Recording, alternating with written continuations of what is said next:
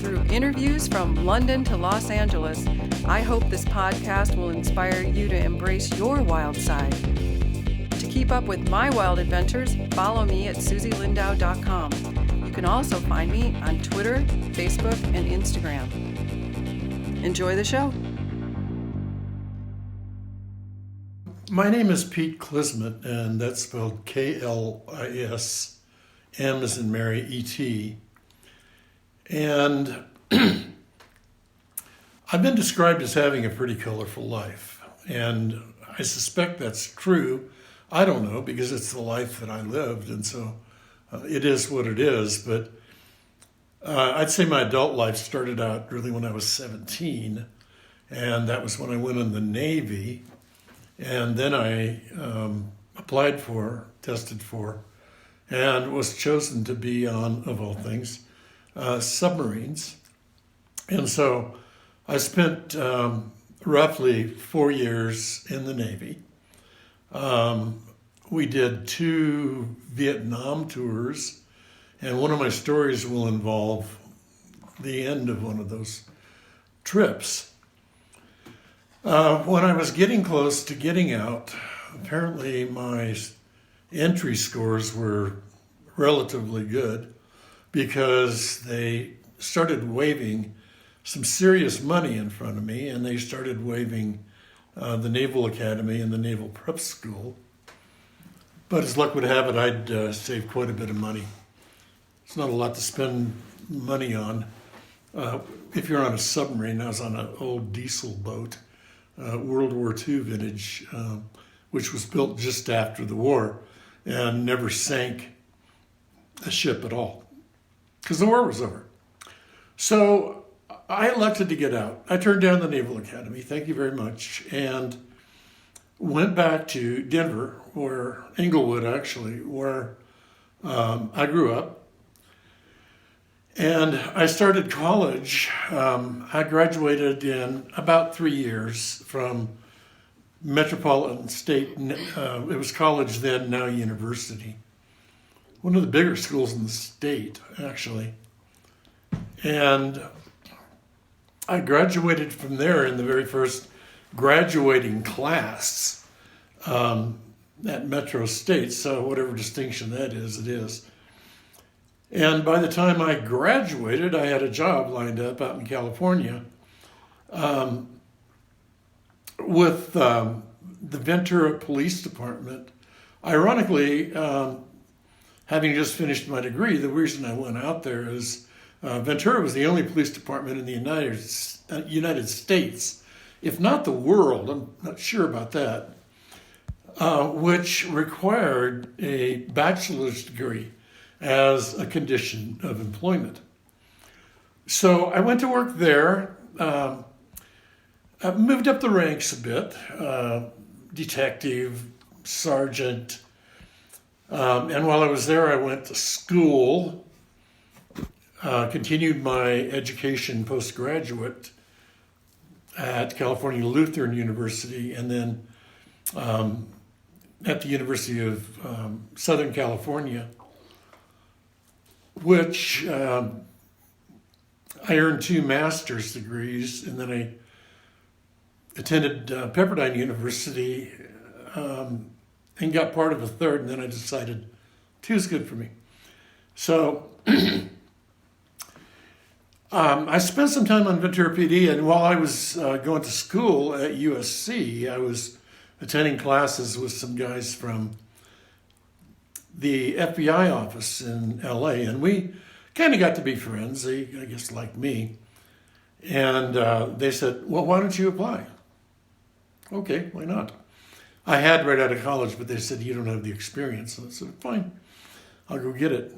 And I had it, 9 years on the PD. So I did the testing, and I thought, well, fat chance this is going to happen, but I did the testing. And the applicant coordinator in LA said, well, there are going to be about 35,000 people across the nation that take the tests, a battery of tests. It wasn't just a writing and answering questions. It was a lot of things, psychological interviews. And ultimately, when I got a letter from the director of the FBI, it said, "You finished 4th in the nation." Oh my gosh. And then at that point I thought, I may have a decision to make, because I was sitting at the top of the lieutenant's list on the PD and close to the top for the FBI.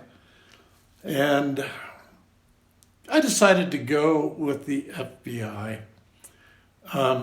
There's a certain amount of mystique, or I don't know if romance is the right word, but we'll say it, about the FBI. And so I did. I wound up going through the academy back in Quantico, and then got sent to LA as my first office. I managed to get out of there and go to Cedar Rapids, Iowa, which, yes, you don't have to tell me, a lot of people have. That was a huge cultural change in many ways, but I really liked it. Great place to raise kids. And so I stayed there. The Bureau then decided they liked what I was doing and decided they wanted to send me to the first ever class for something called psychological profiling. I got called by my training coordinator, who said, the boss, our special agent in charge, had picked me out of the entire Omaha division, which covers Iowa and Nebraska. And he said, I want Pete to attend this school, because the Bureau has told me, don't send the guys that are retired on duty like you usually do. I want you to send me one of your best people. Oh, wow. So I was apparently somewhere in that list. And so I decided, okay, I'll try it. I'm somebody that likes to do things, to do new things, I guess. So I went through what I call profiling boot camp. And I chronicle a lot of this in my book, which we'll talk about a little later, by my first book, FBI Diary Profiles of Evil. And profiling boot camp is about right. It was like going through Marine boot camp. Not that you had to run and do push-ups and all that stuff, but you had to look at and try to figure out some of the worst, most gory crime scenes and murders that have ever happened in the history of the United States. Oh my gosh. And on a Friday afternoon, after classes had started or ended for that week, I got a bunch of guys together in my room and just asked the question, is this stuff bothering anybody? Because we got another week to go, and we've had 7 guys leave already. Oh my gosh. And everybody said that it was, and I acknowledge that it was too.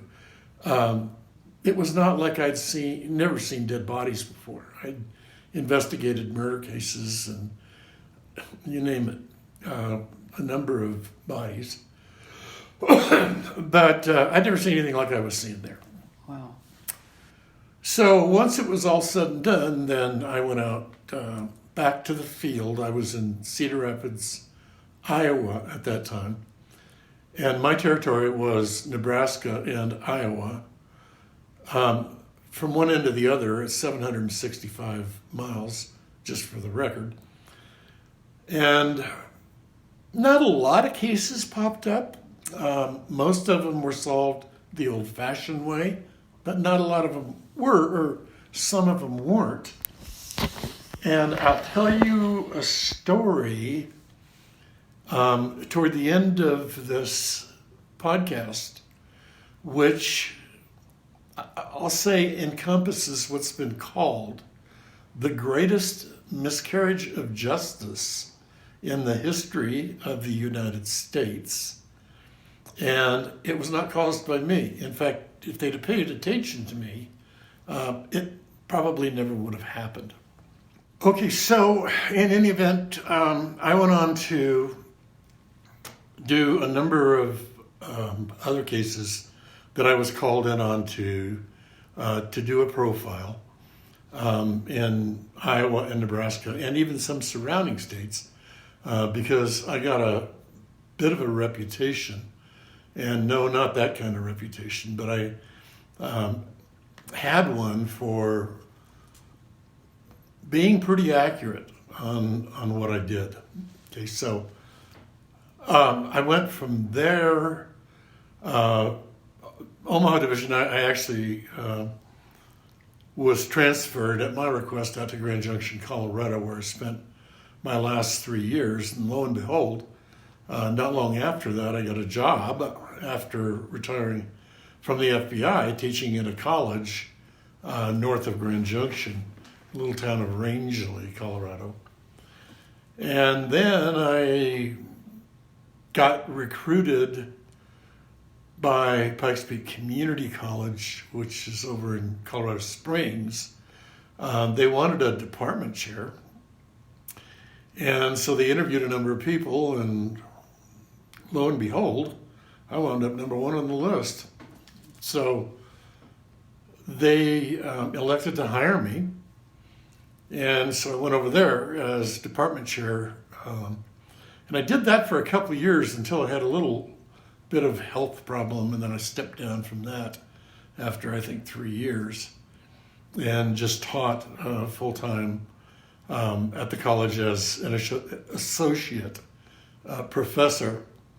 Finally, I stayed there about 14 years and I decided I've spent well over half of my life, if not more than that, working for somebody else. It's time for me to do something different. And so I retired from the college, and that was actually another retirement check from the state of Colorado. So I had the Fed and I had the state.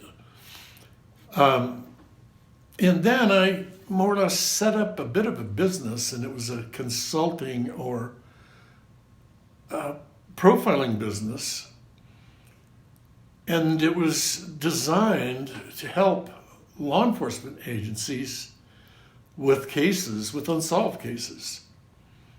Got a website, criminalprofilingassociates.com. And lo and behold, people find websites. And so then I started getting calls from some attorneys in the state who wanted me to help them with the case. Some police departments. I did a few schools for law enforcement agencies. And so that continues, but I also decided, well, maybe you're not busy enough. Maybe what you need to do is to do some books. So writing is kind of in my DNA, plus I've always enjoyed it. And I had also gone to the University of Iowa Writers' Workshop while I was there in Cedar Rapids, and very renowned for turning out writers. And so I attended that and decided I would, that would all help me, and it did, my writing career, which is still in progress. But a case that I worked came to a culmination in a very strange way. And Susie's going to ask me, what's the most wild thing that ever happened? And I will talk about that case. But in any event, I started writing, and shortly after I had retired from the college, I had a book that was ready, and that was FBI Diary Profiles of Evil, which chronicles what an FBI agent does, or at least what one did, and that would be me, in a small 2-person, 3-person resident agency in Cedar Rapids. And then the second part of it is what the training was for that original group of profilers. What was that all about? And thirdly, then it puts me back into the field and actually working cases, and pretty much the reader gets to walk along with me. And I wrote it in such a way that you can assess the evidence that I'm looking at and see if what I'm doing is making sense and why it's making sense if it is. So I got that book published. I had a publisher pounce on that thing. Once he heard FBI and profiling, I mean, it was like a cougar pouncing on a rabbit. How nice for you. A little different for thriller writers. It's all, none of it is fiction. It's all nonfiction. I don't have to write fiction because I've got enough stories up in my head. I've got enough. I probably got 4 more books left up there. And it's still getting a little crowded, so I need to get one out. But so anyhow, that went pretty well. And then I decided, well, why don't I write another one? And so I went to work on a second one. Got that done. Same publisher, loved the book, published it. I have since taken it off the market. That's FBI Animal House, which is about my very raucous class, new agents at the FBI Academy, and I'll readily admit that I was leading the charge, or certainly involved in the charge. Unusual group, nothing like you would think happens at the FBI Academy. And then finally, I wrote about a case that I was involved in 1998 down in the Four Corners area of Colorado by Cortez, Durango. And that was FBI diary, homegrown terror. And that doesn't mean that we had a bunch of bad guys, Muslim types that are attacking everybody. What it meant was 3 young guys that formed their own terror squad and wound up assassinating a police officer. And then the 9-year investigation that ensued, we knew who the people were, and we had recovered 2 of the bodies, but we hadn't found the 3rd one. And it took about 9 years before that happened. So, shockingly to me, every one of the books that I've written so far have won national awards. Wow. And shockingly also, because I didn't know I was that good of a writer. Maybe I'm not. Maybe they like the stuff that I've got in there in the stories, because there's a lot of myself in a couple of the books. In fact, in all 3 of those, which is fun. I'm all about fun. So anyhow, and my wife says a little crazy, and that's probably true. But so we got 3 done. We got 3 on the market. Wow. I got a different publisher for the 3rd book because my first publisher didn't work out well. But anyhow, I decided, well, I've got 3 done. Oh, let's see. What do we do now? Oh, well, let's go with the 4th one. And I decided that what I was going to do is to write the sort of the penultimate book on something that virtually everybody in the United States is very interested in. And that is a book about criminal profiling, what it is. Why do people commit the crimes they do? How do you profile a case? Number of different examples in there, case studies, case histories. And so myself and a psychologist who works with prisoners in the California State Penitentiary system, good experience. I told her, she's a PhD from Baylor, very bright gal. And I told her, Clarissa, here's the way this went. I put them in there, and then you figured them out. And so we both kind of worked hand in hand in a way. But anyhow, Clarissa has been fabulous. We just finished the manuscript on that, and are waiting for final edits. That will be used, as I said, penultimate, because it will be used as a textbook in colleges and universities. Oh, fantastic. Congratulations. That's when we get that thing done, we've still got a fair bit of work to do, but at least we got the manuscript done, and that's right. Sizable. The manuscript is going to wind up being 450 to 500 pages. That's a whole bunch of writing right there. Oh, it is. So anyhow, that's kind of that's amazing. where I am right now. Well, and if you expected me to say, "Hi, I'm Pete Klismet, and I used to profile cases." Hi. Yeah, I know. Surprise, Susie. Well, you have quite a resume, I have to say. Thank you so much for sharing all that with us. Obviously, your work is a wild adventure. What I'd like to know is what your definition of wild is. I think everybody's probably got a definition of that.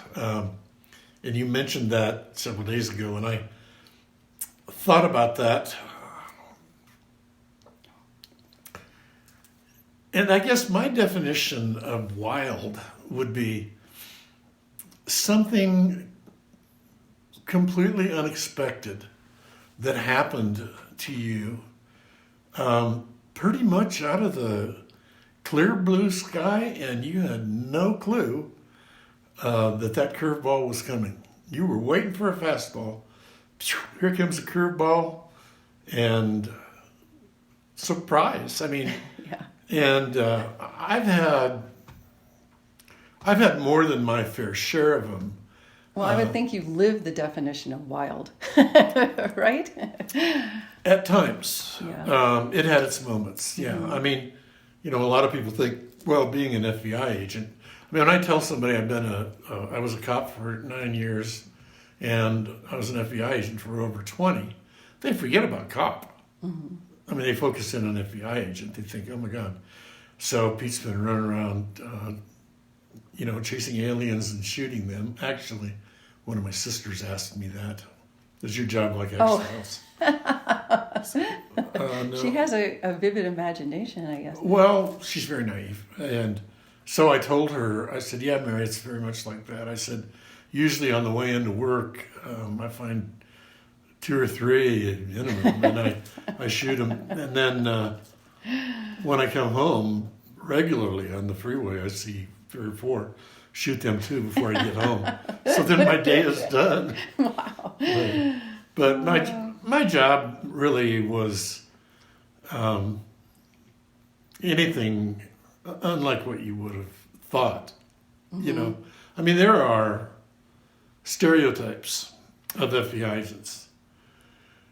And I'll use one word, and that is, if you've watched Criminal Minds, the guy that used to be on there, his name was Hotch. And people perceive FBI agents to be like him, real serious all the time. In fact, the word would be tight ass. Oh, yeah. And I was the antithesis of that. When it was time to get serious, I I could certainly do that. But, we had fun too. So it's a very different, it's a varied job, and you can't capture it in a couple of sentences. You just can't. But it was fun at times. Not always. Dealing with the administration, as most people know, turns out to not be fun. I was named the 1999 Law Enforcement Officer of the Year. Oh, wow. Congratulations. That's a huge award. Yeah, by an international Oh, my gosh. company. Oh. And my office in Denver refused to let them pay to fly me out to San Francisco to their annual conference where I was to be awarded that distinction, which to me is a pretty big thing. Yeah. But I had to deal with a bunch of jerks. Yeah. So in any event, a lot of good things happen. But a lot of things that aren't maybe quite so good happen as well. So I would love to know what the wildest, I'm sure you have books that you could fill with all the wildest things that have ever happened to you, but I would love to hear a couple today, if you've got something to share. I could take that from several different perspectives. One will surprise people that I can take it back to when I was on submarines. And again, people might think, well, what could happen there? You shoot a torpedo and sink somebody. I'm planning on writing a book, which will be nonfiction, and calling it Sleeping with Torpedoes. Oh, wow. Because my bunk on the submarine was in the forward torpedo room, and there were, I think, about 16 torpedoes up there. Gee. And I literally slept right above one. Huh. And is there radiation or anything given off by those things? No. They're not nuclear types of things. There was nothing nuclear about this old World War II boat. Okay. They were just the old garden variety torpedoes that you see, in some of the older movies. Okay. Yeah. But one story, there's a lot of stories about the bit. One story that I always have remembered is we had been over in Vietnam, and that means we were in the South China Sea. And we were submerged for about 40 days, and that sub got a little bit rank.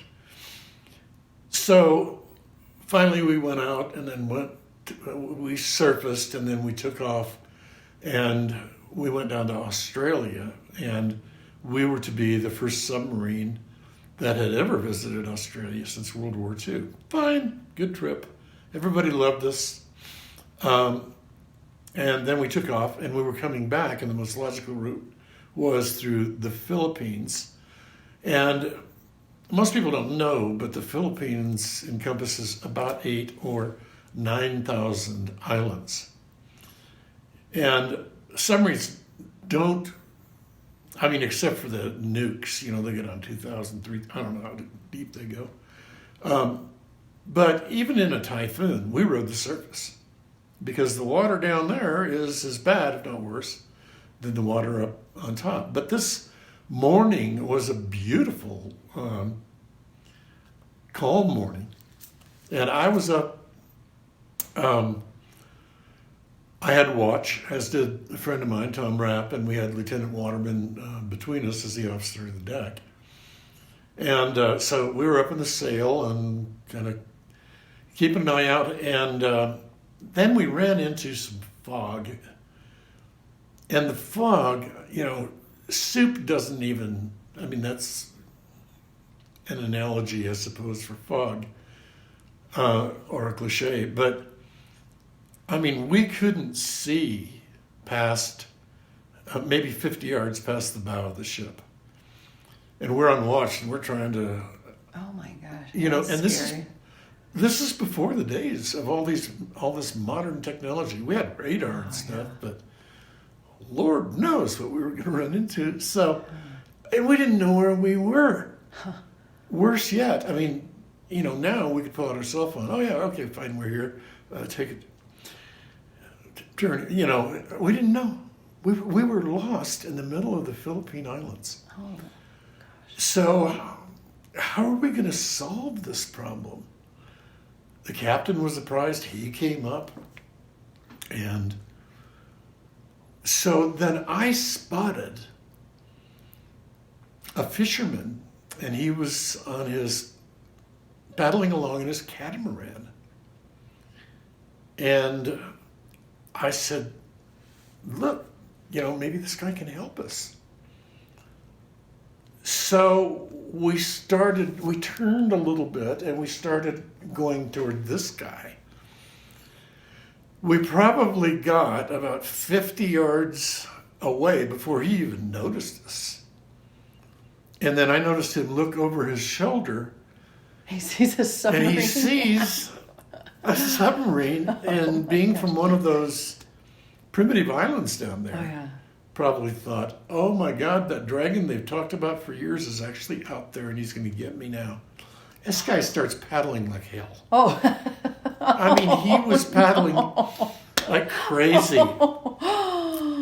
And finally we got a couple of our Philippine stewards who spoke Tagalog, the language, to come up on deck to see if they could communicate with him, because we weren't sure what language this guy spoke, but we hoped they could communicate. And they did. They yelled and yelled, and this guy's still paddling. I don't blame him. Yeah. I mean, I'd have set land speed records or whatever, getting away. But anyhow, finally they got him over to the side of the ship, communicated with him, and then we're able to find out what we should be doing, where we should be going. It was kind of like, okay, so you go up to this island And you here, turn and then right. you take a right, Yeah. and then you get past that thing. gosh. Like the directions we would get out here in the country. Oh wow. And you get down to this tree, and it's got some white paint on it because they're going to, just that kind of stuff. There's a mailbox, and then you take a left at that island. And so we were very appreciative, and the captain said, we got to do something for this guy. And so he told the two stewards, he said, we'll go downstairs, go down below decks and get a couple, get some food, get a couple bags of food. So they did, and shortly they came right back up, and they had several bags full of food, and they managed to get down to his catamaran and handed the food to him, and he put it back, and he was very pleased. So probably he didn't have to finish his day fishing because he had all the provisions he needed. But the thing I wonder, and the thing I have always wondered, is when that guy got back to his village and his wife, and he starts hauling all this stuff in to the village and gives it to his wife, how do you explain this? I know, right? You saw a submarine came out of the water. Oh my gosh. It was a big hunk, an American submarine, and they asked me Yeah. directions, and so then they gave me this food. I can come up with some pretty good stories. I can't top that one. Like the aliens, So yeah, it's I can't top that one. no, that's pretty crazy. Yeah. Well, I'm sure you have some from other areas of your life. You've been in the FBI, and you're continuing to profile, correct? You're still working. I am. I work for lawyers sometimes. I work for some police departments, and yeah, I still do some of that. But one of the things I'm going to guess you've never run into is a werewolf. No. You haven't? Not recently. Okay. Probably some of the people out there in the audience have. Yeah, maybe. And I mention that because this is a step out of the Navy, or from college and then on to the Ventura Police Department out in California. And I was a patrolman.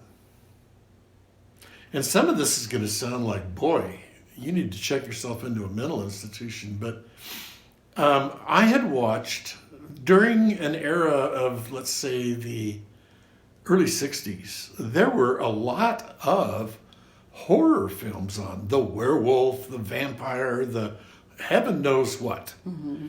And so we could not avoid going to see them. You could get the liver scared out of you and then go back and see it again. So I'm sure I developed a bit of a phobia. Vampires didn't bother me. I thought they were pretty cool. But werewolves scared the liver out of me. And so I developed a phobia. And I think that's the only phobia I've ever had. But, it wasn't like I'd look under my bed at night, before I'd go to bed and make sure. And how old were you when you went through this? I'm going to guess 13, 14 in that age range. Okay. Yeah, sure. About then. So that phobia remained. It was dormant for a while. But then when I got on the police department and I was on patrol, you know how we boys are. The world is our bathroom. Okay. And that came to bear because I would pull off the road into a country road or something by a tree, or maybe not, and then just take care of my business because I didn't want to miss any calls and go to the stupid gas station. I have to go potty in there, so I was not going to miss a call. I was a young patrolman. Sure. Probably 24 years old. But when I'd get out of the car, I would take my gun out, and then I would scan around and look to make sure there was no werewolves out there, because they are known to hang out in the country, right? I don't know if you knew that. No. But that's a little known fact about werewolves. They proliferate out in the country and hills. So, in fact, this is the same area where they just had some big fires out there. So it probably got rid of a lot of werewolves, I'm thinking. But in any event, then I would come back to the car. And the other thing, you may know this, is that werewolves are known to jump in a car if it's open. And then once you're in the car, because I saw this in a movie. So it must be true. It must be true. Once you're in the car, then of course they pounce on you, and that's, Then it's over. Yeah. Right. So I would have my gun out, and I would open the back where we would put prisoners and check and make sure there was no werewolves in there. And there weren't. And I'd go along my merry way, so everything was fine. So I had made sergeant a couple years, a year or so after that. And we had an accident on the freeway leading into town.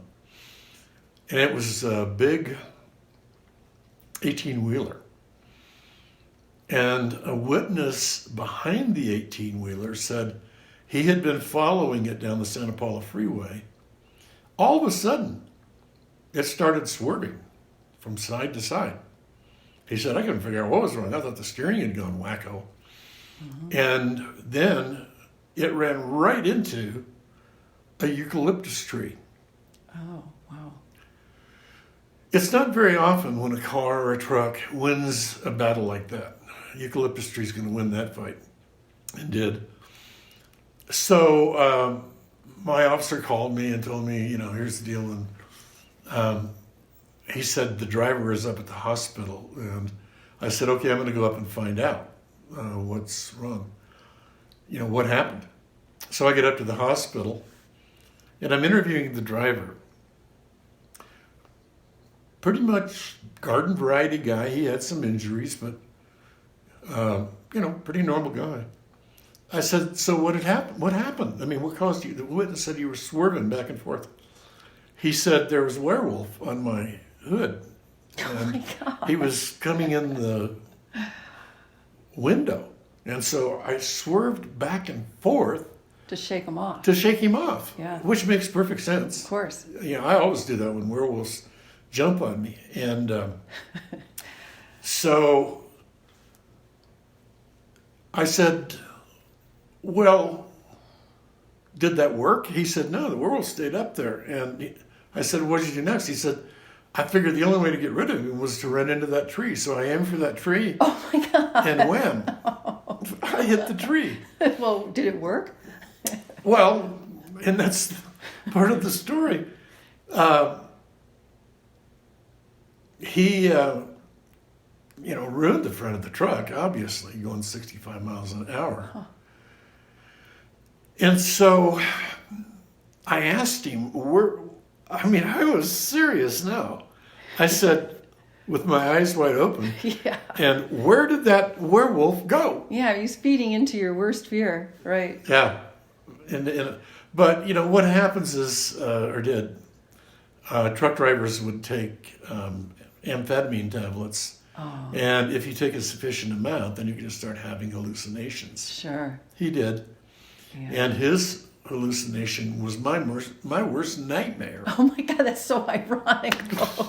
You just about lost So- it. Wait, what? And guess what? Huh. Guess what I did when I went out to my car? You checked underneath. I checked underneath, Oh my checked God. everywhere. Oh. But eventually I've pretty much You've outgrown that fear, gotten... maybe? Yeah, I've outgrown that That phobia. phobia. Yeah, no more. So I don't know that I have anymore.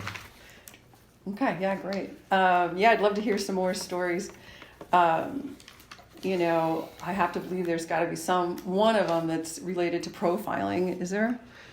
Or what do you have? What Let's are you talk thinking about of? that one. Yeah? Okay. In February of 1985, that's a long time ago. It's 33 years ago. Yeah. My assistant special agent in Omaha called me out in Cedar Rapids and said, Pete, I need you to go down to Beatrice, Nebraska. Where's that? Well, it's about 50 miles south of Lincoln. I knew where that was because I'd given some training at a lot of departments in the two states. So I knew where Lincoln was. I said, okay, what's happening? He said, they got a murder down there of an older woman, 68 years old, and they can't figure it out. They can't solve it. Mm. Okay? How long ago was it that it happened? He says about a month. And they've done everything they could. They've hit the end of the line, and they just don't know what else to do. So he said, I need you to go out there, find. So the next day, I leap in my bureau car, and I drive all the way across Iowa, which was about 240 miles, and then down to Lincoln, another 60, and then down to Beatrice, which was another 50. So, by then I've got about 360 miles in, and it's getting, towards 6 o'clock. But I met them. I met the police chief, a couple of guys from the department, one lieutenant and one detective. And I really didn't know anything about the case.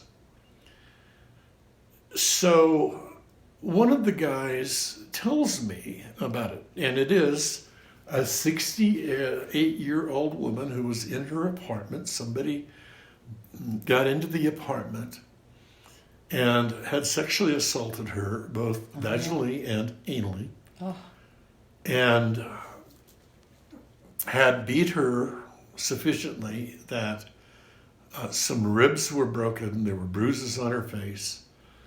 And she died. She had pneumonia, which helped, or didn't help, Right. but she wound up dying. So we've got rape and murder. We got first degree murder. So they told me what that had happened, what they had done so far in the investigation. And then the lieutenant starts telling me, he says, now, we've got several suspects, and let me tell you about them. And I put up a timeout sign and made the motion for illegal procedure, Oh. 5-yard penalty on you, because my job as a profiler is to tell you what kind of suspect you're probably looking for. Oh, cool. So he said, oh, okay, well, that makes sense. So I did get all the reports from them. By then it was fairly late, but I stayed up until some stupid hour of the night and read most of them, and then met them down at the PD the next morning. They gave me a conference room, a room of some sort, and I finished looking at all the crime scene pictures, the autopsy, you name it. Every report that was written, which, as you can imagine, was quite a few over a period of a month. And once I did, now, those of us out in the field that were trained to be profilers, and I was in the first class of profilers, so I'm one of the original. I'm actually second generation, but one of the original field profilers. Our job was to collect the information and then send it back to Quantico, where they had the profiling unit back there. They would then evaluate everything and then would render a profile on the case.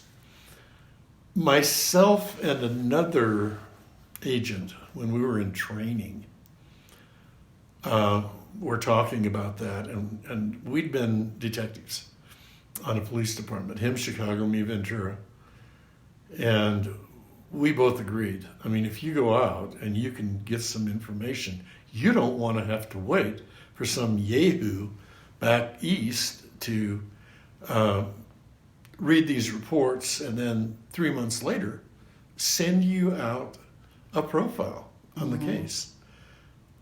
I mean, we knew that's what was going to happen.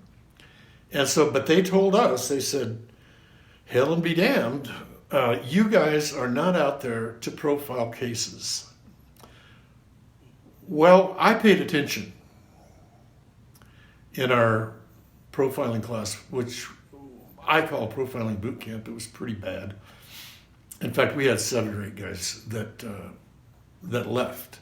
We were seeing some of the worst murders you could imagine in the history of the United States. And so some of these guys just couldn't take it. Yeah, didn't have the stomach for it, I would imagine. And I was somewhat close to one of them, although as a cop, I'd seen more than my share of dead bodies and I'd been to autopsies. So, I could pull it off. But anyhow, so I compiled the information. Well, of course, these guys wanted to know preliminarily what I thought. Mm-hmm. I said, okay, I'm not going to commit this to paper because by rule, I've got to send this from here back to Quantico. But let's go sit down in the conference room and we'll pretend this conversation never happened. But let me tell you what I think. Okay. So we got there and I said, all right, I believe your suspect is a young male. He's somewhere between 20 and 24 years of age. He is probably not a very strong guy, not very big, because his victims, and there had been a few others, not murdered, his victims are older ladies. Now, that was one clue that this guy isn't a very big guy because he can gain control. How did you get the age? The age came, and that's a very good question. It came about because of the sexual assault. Anally and vaginally. And whoever did it had ejaculated in both places. Somebody older is not going to do that. Yeah, had to be a younger guy, right? That's not going to happen. Plus, Okay. the earlier incidents that I just mentioned, in which he tried attempts, was described as a younger male, and basically I paid attention to those too. But anyhow, 20 to 24, that's what we learned. The things that were done, that's what we learned. Things inside the apartment got out of control a little bit. You could tell by stuff being dumped over. So she fought. Yeah. She fought, and he had not planned this. This was not planned. This was a very spontaneous thing. It was also driven by anger because of all the beating. How much do you have to beat a 68-year-old woman to gain control? Younger guy. What we would call, in the dichotomy, there's organized and disorganized. He was definitely a disorganized type to me. And the other thing was, I said, this guy has or still does either live in this apartment building or very close by. The guys are there. Well, why do you say that? Well, if you look at the sexual assault 2 times, then it's fair to assume that he spent a little bit of time inside. What does that tell me? What it tells me is he felt comfortable in there. Maybe he'd been there before.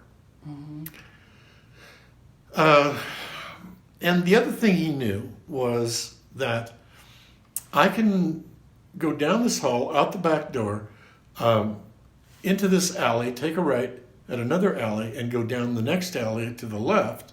And if a police car were to show up, I'm gone. They'll never find me. He's familiar with the neighborhood. Familiar with the neighborhood. And so that tells me he knew a lot about the neighborhood. He had either lived there before or was currently living there. Okay, so there was a number of other factors that I outlined, but those were 3 of the important ones. And I've got the entire workup on this profile in my first book, FBI Diary Profiles of Evil. I think that encompasses the last 5 chapters. Very interesting case. Okay, so I give them a profile. Go back to my office in Cedar Rapids.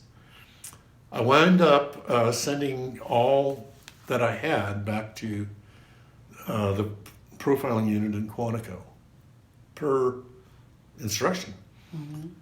And sure enough, I got a call from the police chief out there 3 months later, and he said, we just got the profile from the unit. I said, okay. And then in the next couple of days, they also sent the profile to me. So then I had it. So exactly what I thought was going to happen did. They took everything I said. They took it, fait accompli. But then they added a couple of things, which I thought, this is really not their profile, and I would not have included these things. Like what? Such that this guy may have gone to her services out of guilt. Or he may have, I don't know, there was a couple of things that were just sort of boilerplate that they slapped in there and then sent it out. You didn't think he was that type? Or you just couldn't make that kind of claim? I knew he wasn't that type. Oh, you knew that wasn't. How did you know that? Because Of the anger. Of the anger demonstrated. Yeah. Yeah. So, so I talked to the chief and I said, there's a couple things in here, that being one. Another thing that I predicted was that he would leave town within a couple of days after this murder had been committed. And in any event, there were more things, but all of that's in the book. Everything I had written was correct. Everything the Bureau had added was not correct. So now at this point, I have an interest in the case, but it's not my case. So I called on occasion and would talk to the chief or detective or lieutenant or somebody. We're good. And would talk to them and find out, well, how's everything going? Have you guys made any progress? And okay, call, several weeks later. Any progress? No. And so this case went cold. Oh, it did. It went cold. Was it because of all those extra details that they got off track? No. It was just took too long? Or a lot of these cases just go... let me just say this. All police officers are not created equal. Okay, the officers that are in smaller cities tend not to have the same experience as an officer that's in a bigger town, like maybe Boulder or maybe Denver, Fort Collins. And Beatrice is a small town. I mean, it's only 25,000 people. How many homicides said they had there in the previous 5 years? 0. And you don't gain the experience you need by simply going to a school. You've got to investigate some crimes and learn from them, but also from the classes that you take in homicide investigation, blah, blah, blah. So let me shorten the story. The case goes for 4 years. Oh my gosh. In 4 cold years. status. Oh. By then, I had left Omaha. I had left Cedar Rapids. I'd been in Omaha. I left Omaha. I checked a few times. No progress. And so I had gone on my merry way out to Grand Junction, Colorado, which was going to be my final resting place in the Bureau. And I just lost, contact with it because all of a sudden I'm doing a lot of other things. I've got a lot of other cases that are my own. And isn't it true that with profiling, it's your job to just give them the profile? It's not your job to solve the case. You're just an instrument for them, correct? That's right. Okay. I'm an instrument. That's right. Yes, one of those. And but more so, the profile itself is a tool. It's part of the investigation. I mean, if you look at the investigation like a pie, then you cut the pie into 16 pieces. Then the profile is, let's say, 1/16 of that. There's a lot more involved in an investigation. Okay, a lot of people want to shorten the process. The third day, call profiler, and that's not the way it works. But so after 4 years, what happened then? nothing. They just stayed cold and they never solved the murder. Cold. Wow. So I came to find this out with what I call the most shocking telephone call I had ever gotten in my life. Reason, I'd been in Omaha for 6 years. I then went to Grand Junction for 3-4 years, retired. Then went to college up in northern Colorado, a junior college, community college, where I taught criminal justice for 3 years before I wound up getting offered the job as department chair over at Pikes Peak Community College, which is one of, if not the largest, community colleges in the entire state. And so, I mean, by then, this thing is long gone, right? Mm-hmm. So it's 2007, 10 years ago, or roughly, 2007, right? I'm sitting in my office one day and getting ready for a class that afternoon. Phone rings. Hello, this is Pete. Same way I always answer it. Yes, is this Peter Klismet? Yes, it is. Nobody calls me that except my mom. Oh. She wasn't alive. Are you the same Peter Klismet that did a profile on the case out in Beatrice, Nebraska? And when I heard, is this Peter Klismet or is this the same Peter Klismet, I thought, oh my God, what is this bringing forward to me? And I said, yes, I am. Yes. Do you remember that case involving Helen Wilson? I said vaguely. I mean, it's been over 20 years. But yeah, I mean, I do remember. And you did the profile. Would you stand by that profile right now? I thought, oh boy, what am I stepping into here? And I said, well, if I said it then, I would stand by it now. Whatever I said then, I would stand by because I knew the facts then. Right now, I couldn't give you a new one. But she said, are you aware what's happened with this case? No. And she said, so you were not aware that 6 people were arrested, indicted, 5 pled guilty to murder. Oh my gosh. And 1 went to trial and was found guilty of first-degree murder. Wow. And as an aggregate, all of these 6 people went to the Nebraska State Penitentiary for, well, I said as an aggregate of 70 years. Oh, wow. I mean, they served hard time. For a crime they didn't commit. They did not commit. Oh my gosh. Oh. And she asked me, do you believe it would be possible that 6 people would have committed this crime? I said, no.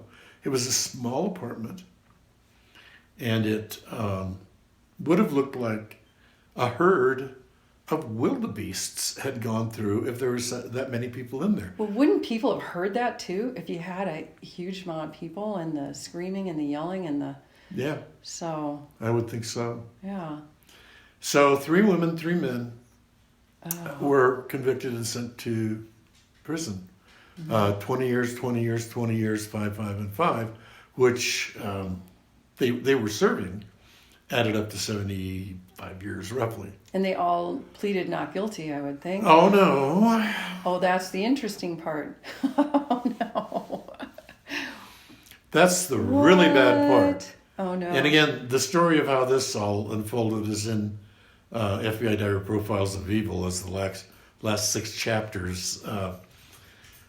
It's hard to understand this, but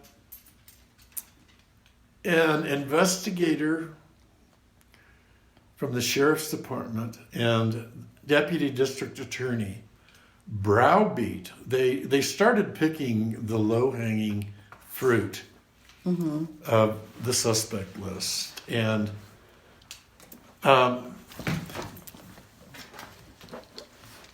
they did. And some of these people, the first one was kind of mentally deficient, and they convinced her that she was involved and was at Helen Wilson's place that morning. And they got a statement from her, and it went down the lines. It was like a row of dominoes, click, click, click. And they were successful in getting 5 of them to admit to a crime they didn't commit, but worse yet, to plead guilty to a crime they didn't commit. Wow. And then, worse yet, to testify in court against Joseph White, who was the strong one of the group, and said, I didn't do this. Oh, God. Didn't matter. They got up on the stand. Now, remember, this is a small community. Got up on the stand, and they testified, yes, Joseph was there. Joseph did this and this. And they convicted him, and off they all went to prison. Now, this is 1985. The advent of DNA had not started until, guess what? 1985. Oh.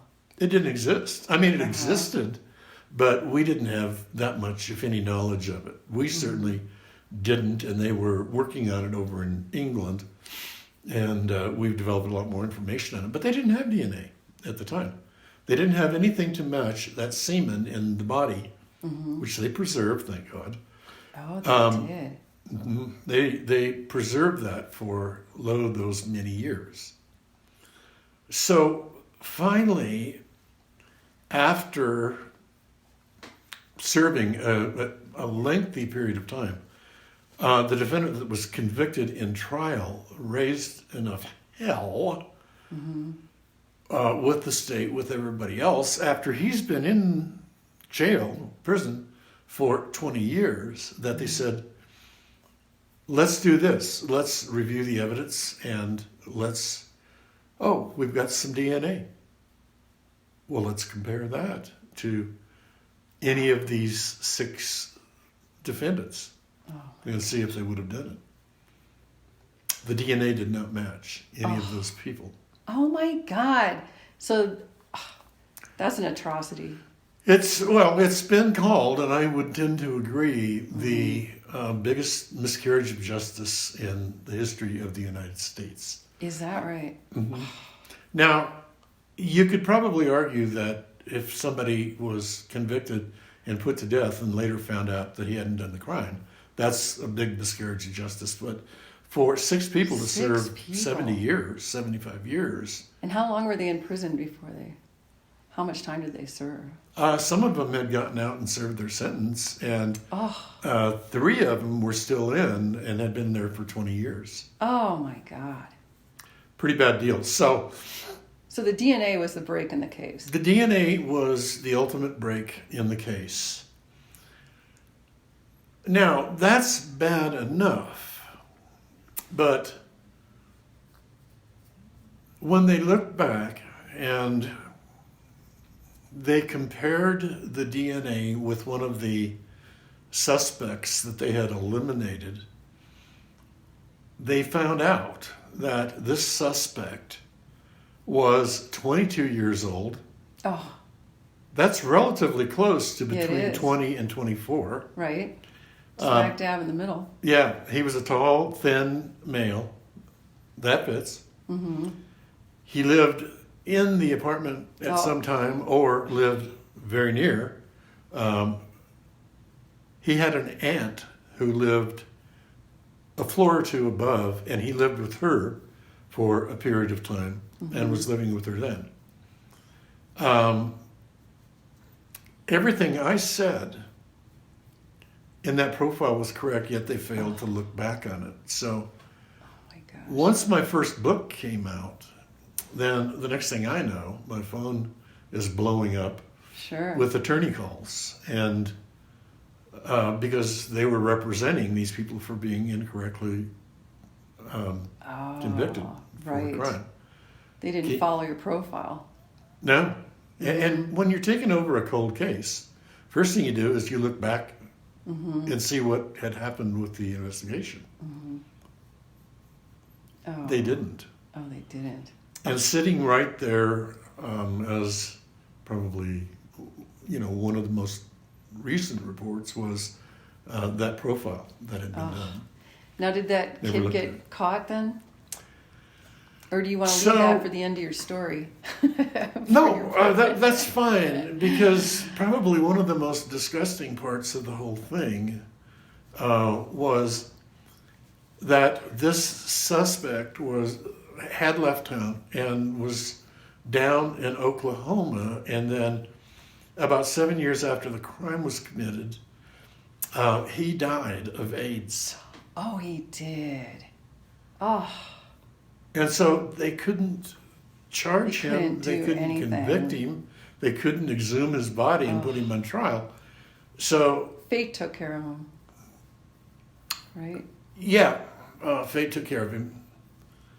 So these people filed a lawsuit, and the first case, the first lawsuit was hung, it was a hung jury. I called the attorney that had contacted me who wanted me to be a witness. I said, I mean, this sounds kind of snarky and kind of overconfident, or, oh, my wife's got another word for it, and she's right, arrogant. But I told him, I said, if you had called me as a witness, you wouldn't have hung that jury. Mm-hmm. Because I knew what I was talking about, and I nailed this guy. Why didn't they do that? That doesn't make any sense. Attorneys don't make sense, No. typically. But anyhow, a couple of years go by. Now, we're on to 30 years, Oh, and it's 2015, a couple recent. of years ago, Mm-hmm. when it finally went to trial. Civil court. I didn't testify, but whoever did something right, because they wound up, these six, well, I say six, one of them had died in that intervening 30 years, but the five remaining defendants received a settlement of $27 million. Oh my gosh. And it was rumored that, and correctly so, I would think, that amount of money would completely bankrupt Gage County, Nebraska. Hmm. They'd have to sell the entire county. And so I don't know where that stands right now. I know they've appealed the amount, Uh-huh. which, defense attorneys always do, but But it's ongoing. as far as I know right now, it's pretty much settled unless Oh, okay. they're still going to court. But I call it the 30-year Wow. murder that could have been solved in 6 months. Oh, The worst miscarriage Wow. of justice in the history of the United States. I was involved in it. So I've had many, many people ask me over the years, because they're so fascinated by the FBI, what was the most interesting case that you ever worked on? And frankly, I could whip out a number of cases, but I didn't find them all that interesting. And I don't know if other people did either, I didn't care.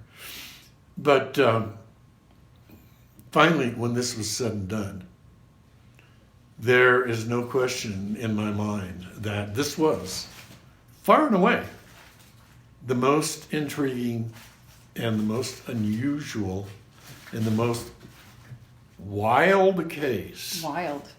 And that fits Good your word. definition. Yes. Because I got the surprise of my life when I got that Yes. phone call from that reporter in Omaha that told me, do you realize what has happened with this case? And that was definitely an, oh my God, moment for me. And I haven't had many of those in my life. Wow. Well, that is certainly a wild case for sure. I mean, what a miscarriage of justice. But, it just goes to show everyone how important profilers' work is. And that, my dog is trying to play with us now. Oh, no, sorry. And, but anyway, is there another story that you have to tell? Or are you winding down? I have a few questions if you... I have a quick one. Okay. And I don't know if this fits the definition of wild. That's all right. But it fits the definition of... Go ahead and hang on one second. I'm going to have to edit this. I'm going to go and put her in a room because I never have to pick her up while I'm sitting here ever. So she's just all wound up. I'll put her in her bed and then we can finish this up. Okay. I'm just going to let that thing record. It'll only take a minute. She'll be fine. Come on, Rox. It's just that she's going to start whimpering and then it's going to be a nightmare. Yeah. Okay. Sorry about that. All right.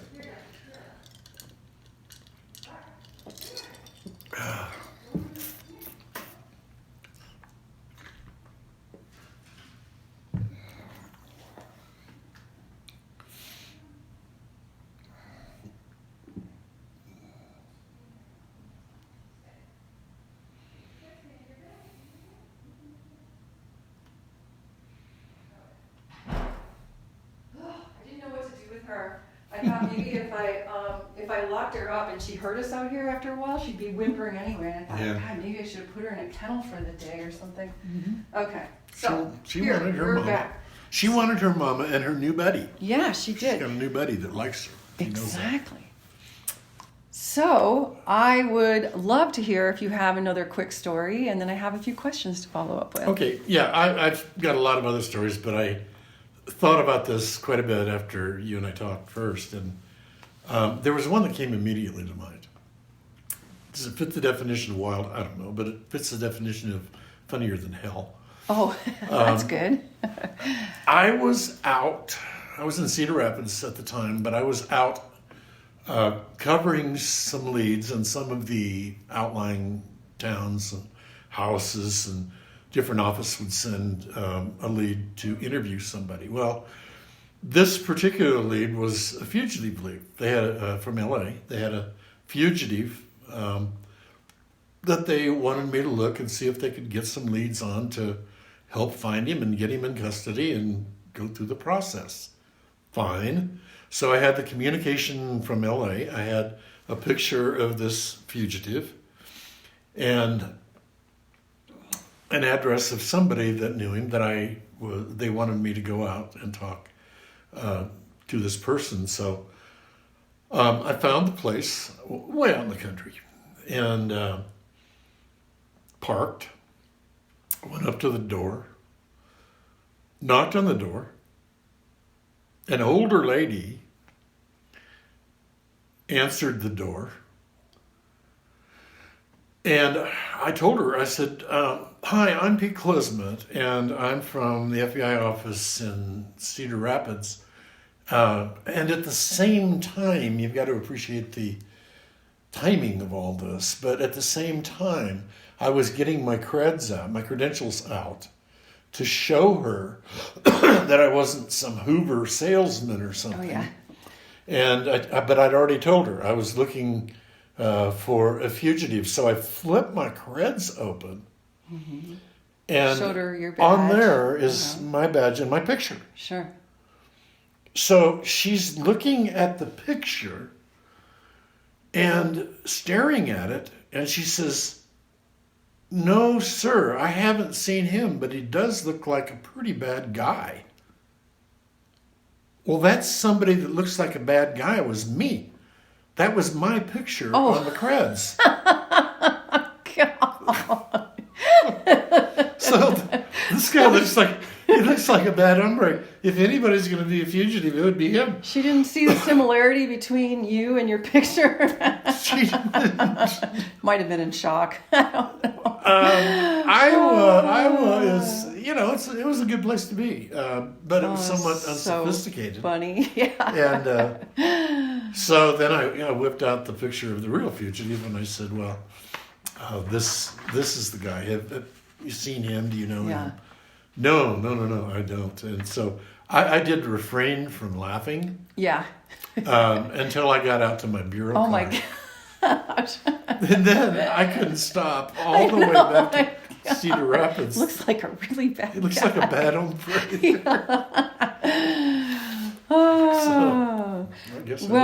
Okay, so I just have a few questions to follow up with. Okay. I'm just wondering if you've ever met any of these murderers after the fact. You must have seen them in court or something, but like have you ever been face to face with one of these murderers? Or do you not have to go through that part of the case? I've been face to face with a fair number of them. Oh, you have? Okay. Maybe helping the detectives or somebody. They would ask me, can you help us interview this guy? Oh. Because there's some things that I know that may be able to help with an interview. So you want to get her? No, go ahead. Okay. Keep going. So yeah, I've sat in on more than my fair share. Yeah, and then I just wondered, that must be really unnerving in some cases. But then at the same time, you're probably checking out body language and all those nonverbal behaviors that they might be exhibiting, right? I mean, well, is that a part of it? You say it's somewhat unnerving, and I assume you mean that applies to me, but it was never unnerving to me. Well, that's your job. Yeah, it would be unnerving for me, I guess. Well, because I was too busy trying to find ways, and usually with some success, of making them unnerving, or put them in that kind of situation. And I would do some really different things. Like I would have, the gray metal file cabinets that you've got. Before that person would come into the room, I would have the person's name and stick it in one of the front things. And then I would put like Roth evidence in that next one. And then I'd put something else on there so they could definitely look at it and see. So I would kind of stage things a little bit and do some little nasties. And there's quite a few others I pulled that worked. Oh, that's good. That's great. So, okay, so I have to believe, since this is sort of such a big part of your life, that you've run into just acquaintances or, people, writers at conferences, like me, where you notice some strange behavior that kind of gives you a red flag. Have you ever felt that way about just everyday people, or are most people are pretty normal, I guess? Occasionally I have done that. But one of the most common questions I'm asked is, are you profiling me? Right, I can imagine.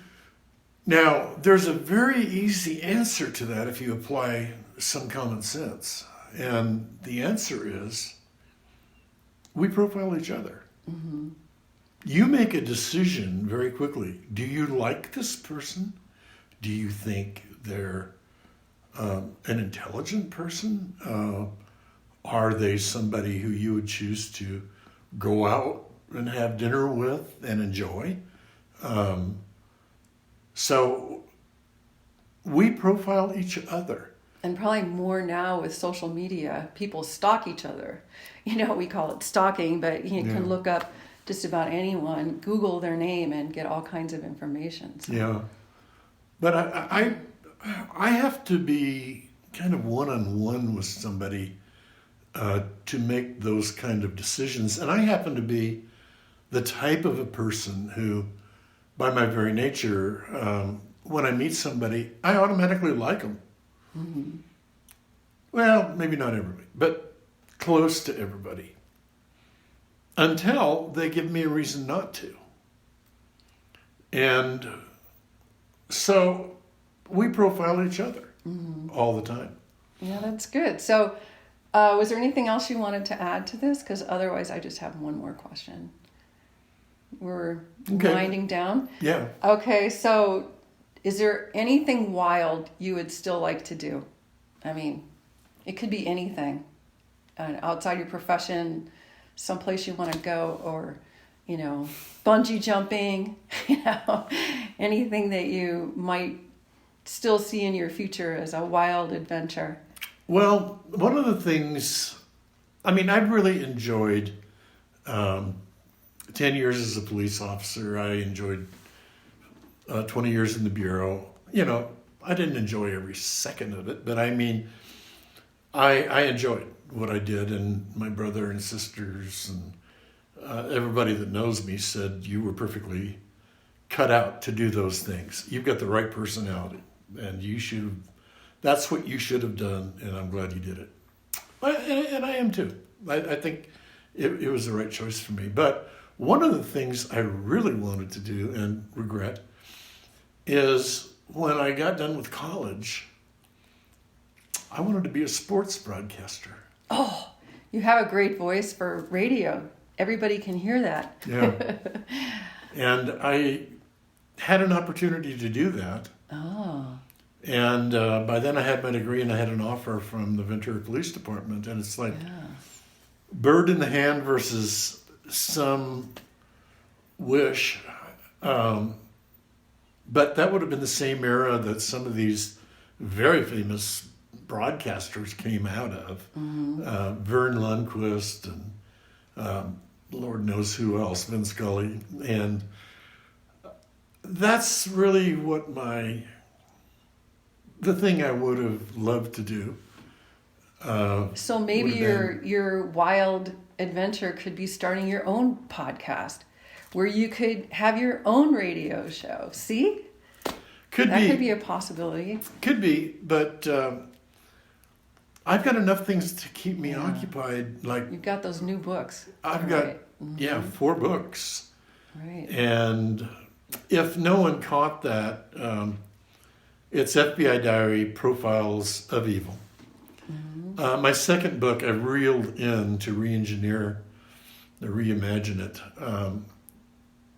But FBI Diary, Homegrown Terror are the 2 that I've got out on the market. They're available through Amazon, Barnes & Noble. May not have them on the shelves, but they can get them quickly. You can get it online. And oh yeah, you can get it online. Yeah, Amazon's got them. You can just punch it in, and if you look, you will notice that both of those books have 5-star ratings across the board, which is as high as you can do. Yes. So again, I didn't realize I was that good of a writer. You're natural. Maybe I was wrong. Yeah, I've got it in my DNA. My mom was a very good writer too. She did write books. It's that good training. My dad was a very bright guy too. So yeah, it's kind of in my DNA. Mm-hmm. Well, I look forward to reading those. Is there anything else you'd like to add?